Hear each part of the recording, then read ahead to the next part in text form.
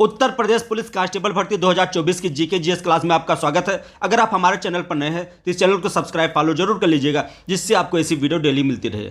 आज का पहला प्रश्न है, कपास की खेती के लिए सबसे उपयुक्त मिट्टी है, यानी कौन सी मिट्टी में कपास की खेती सबसे अच्छी होती है। आपका उत्तर हो जाएगा ऑप्शन सी, काली मिट्टी। कपास की खेती के लिए सबसे उपयुक्त मिट्टी काली मिट्टी होती है, इसीलिए काली मिट्टी को कभी कभी कपासी मिट्टी भी बोला जाता है। नेक्स्ट क्वेश्चन है, ये बहुत इंपॉर्टेंट है, सबसे बड़ा और सबसे गहरा महासागर है। सही उत्तर है ऑप्शन ए, प्रशांत महासागर। प्रशांत महासागर विश्व में सबसे बड़ा और सबसे गहरा महासागर है। प्रशांत महासागर का फैलाव उत्तरी ध्रुव से लेकर दक्षिणी महासागर तक है और प्रशांत महासागर का क्षेत्रफल पूरे पृथ्वी के क्षेत्रफल के 1/3 भाग में फैला हुआ है। Next question, a very very important question है, अलास्का नामक गर्म जलधारा कहां बहती है। सही उत्तर है ऑप्शन बी, उत्तरी प्रशांत महासागर में। अलास्का नामक गर्म जलधारा उत्तरी प्रशांत महासागर में बहती है। नेक्स्ट क्वेश्चन देखिए, भारत में खारे पानी की सबसे बड़ी झील चिल्का झील किस राज्य में स्थित है। सही उत्तर है ऑप्शन ए, उड़ीसा राज्य में। यहां कई प्रश्न महत्वपूर्ण है। पहला यह है कि भारत में खारे पानी की सबसे बड़ी झील कौन सी है। आपका उत्तर हो जाएगा चिल्का झील। और चिल्का झील किस राज्य में स्थित है, यहां उत्तर है उड़ीसा। और साथ ही साथ भारत की सबसे बड़ी झील भी चिल्का झील है और चिल्का झील एक लगून झील है।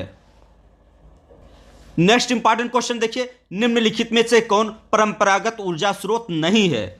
सही उत्तर है ऑप्शन ए, जल विद्युत। जल विद्युत एक परंपरागत ऊर्जा स्रोत नहीं है, जबकि पेट्रोलियम, कोयला और प्राकृतिक गैस ये तीनों परंपरागत ऊर्जा के स्रोत हैं। नेक्स्ट क्वेश्चन देखिए, ये भी क्वेश्चन बहुत ही इंपॉर्टेंट है। यहां है, निम्न में से किसको भारत की स्वर कोकिला भी कहा जाता है। सही उत्तर है ऑप्शन ए, लता मंगेशकर। लता मंगेशकर को भारत की स्वर कोकिला कहा जाता है। लेकिन अगर यहां यही प्रश्न आता है भारत कोकिला किसे कहा जाता है, तो आपका उत्तर हो जाता सरोजिनी नायडू। सरोजिनी नायडू को भारत कोकिला कहा जाता है, जबकि लता मंगेशकर को भारत की स्वर कोकिला कहा जाता है। नेक्स्ट क्वेश्चन देखिए, वेरी वेरी इंपॉर्टेंट क्वेश्चन है, नागार्जुन सागर परियोजना कहां स्थित है। सही उत्तर है ऑप्शन बी, कृष्णा नदी पर। नागार्जुन सागर परियोजना कृष्णा नदी पर स्थित है और यह परियोजना तेलंगाना राज्य में स्थित है।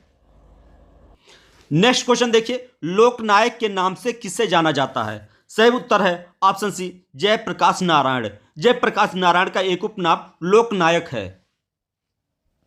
नेक्स्ट क्वेश्चन देखिए, दिन और रात बराबर होते हैं।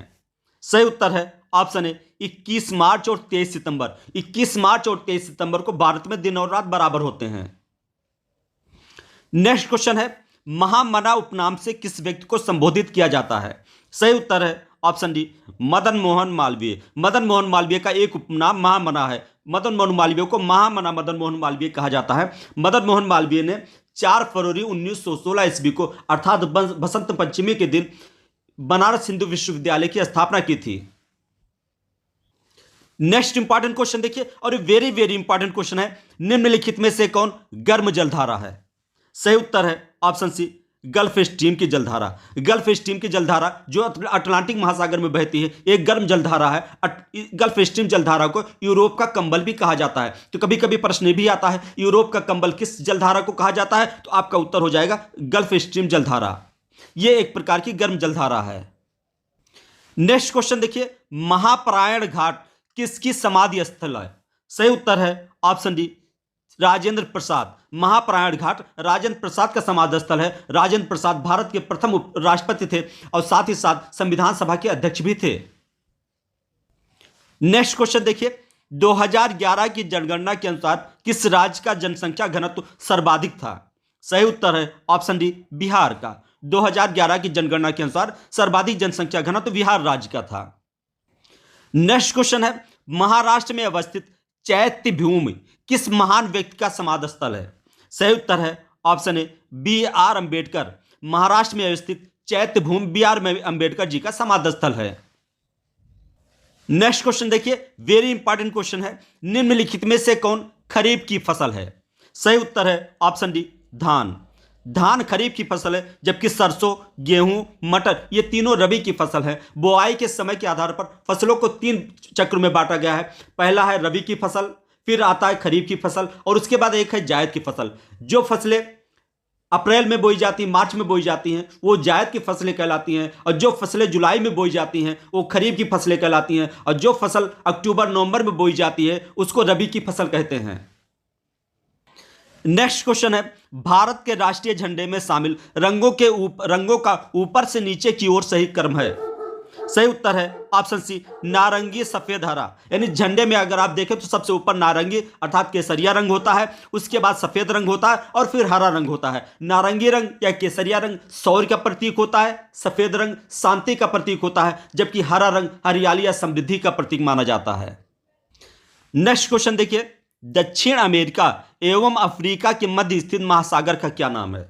सही उत्तर है ऑप्शन ए, अटलांटिक महासागर। दक्षिण अमेरिका और अफ्रीका के मध्य अटलांटिक महासागर स्थित है, और वो भी अटलांटिक महासागर का उत्तरी अटलांटिक महासागर ने जो नीचे वाला हिस्सा है अर्थात जो दक्षिणी अटलांटिक महासागर है वही दक्षिण अमेरिका और अफ्रीका के मध्य स्थित है।